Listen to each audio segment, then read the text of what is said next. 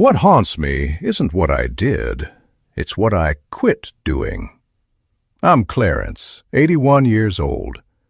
If I make it to 89, there's one small thing I'd do again, and it isn't what most folks guess. I grew up on the south side of Savannah, in a 2-room house that smelled like onions and laundry soap. My daddy worked the docks. My mama cleaned houses for a living. We didn't have much, but we had a table. Wood, scarred up, one leg a little shorter than the rest. Every evening, Daddy would come in, tired, wash his hands at the sink, and sit. Mama would set out chipped plates and those thick glasses that used to be clear. We'd eat, slow, and the whole house would settle down around us. When I was a boy, I thought that was just life. I didn't know it was something you could trade away without meaning to.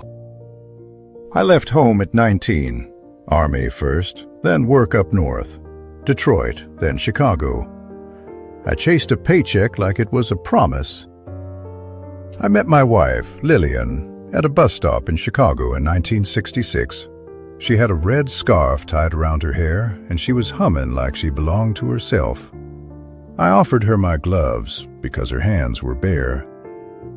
She looked at me and said, "No, baby, you keep those." Then she took them anyway. That was Lillian, stubborn, warm, funny, all at once. We married the next summer in her auntie's living room. The cake leaned a little, but we laughed the whole night. I can still hear her laugh. It had room in it.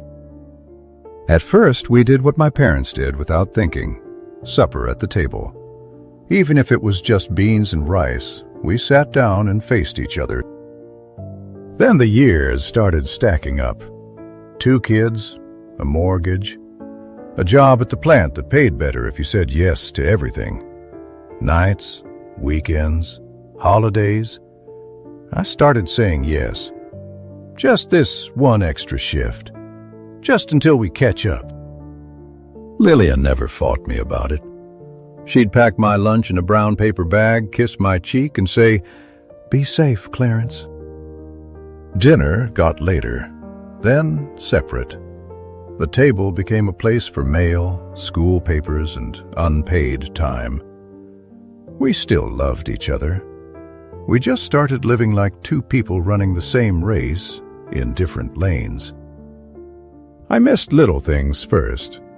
A school play where my son kept looking for me in the crowd. A Saturday morning when my daughter learned to ride a bike and I was asleep after the night shift. Lillian would tell me about it while she washed dishes, like she was reading the weather, trying not to sound disappointed. Sometimes I'd find a plate covered with foil in the oven and a note in her handwriting that said, "Eat when you get home." I'd eat standing up, half listening to the television, and I'd think, this is just how grown folks live. But there were nights I'd pass the table and see one chair pulled out, like she sat there by herself for a minute, waiting to hear my key in the lock. I didn't know waiting could wear a person down. One night I came home after a double shift. Lillian was sitting at the table with the kitchen light off, just the street lamp throwing a pale square through the window. She had a cup of coffee in her hands, but she wasn't drinking. I said, "You all right?" real casual. She said, "I'm fine." Then she said softer, "I miss you, and you live here." That sentence sat in my chest, and I did what I'd gotten good at doing. I nodded, kissed her forehead, and went to bed. The next day, I worked. The kids grew up and moved out.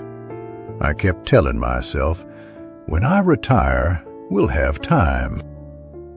2 months after my retirement party, Lillian found a lump. The doctor said the word nobody wants to hear. Cancer. The days turned into appointments and waiting rooms. Lillian hated pity. She'd straighten her back, crack a joke with the nurses, and then squeeze my hand a little tighter when nobody was looking. One afternoon, after a long visit, we sat in the car and didn't start it right away. Snow again. Quiet on the windshield. Lillian looked at me and said, "Remember your mama's table?" I said, "Yes, ma'am." She said, "I want that again. Not the food, the sitting." So that night I cleared the table like it was serious work. I moved the mail. I put the bills in a drawer. I wiped the wood down until it looked like itself. Lillian came in slow, wrapped in a sweater, and sat down like she was coming home from a long trip. I made coffee the way she liked it, sweet enough to make my mama scold me. Lillian smiled, and that little smile felt like air. We didn't talk about cancer at first. We talked about the kids, about the neighbor's dog that barked at nothing, ordinary things. And the ordinary things started to feel like the real things. That became our habit.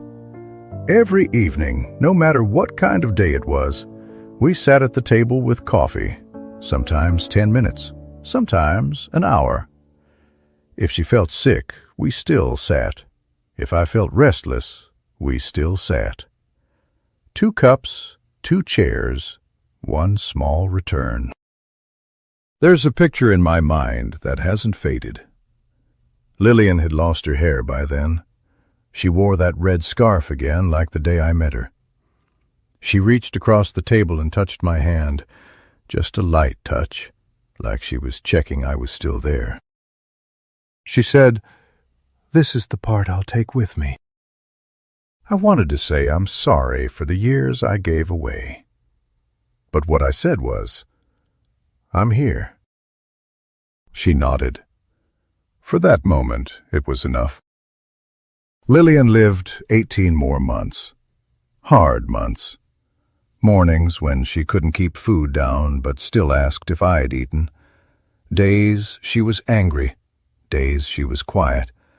Days she laughed so sudden it surprised even her. As long as she could sit, we kept our table time. When she got too weak, I pulled a chair to her bed and set the cups on the little rolling tray. It wasn't the same, but it was still us choosing each other. The last week she could barely speak. One evening I held the warm cup near her hands.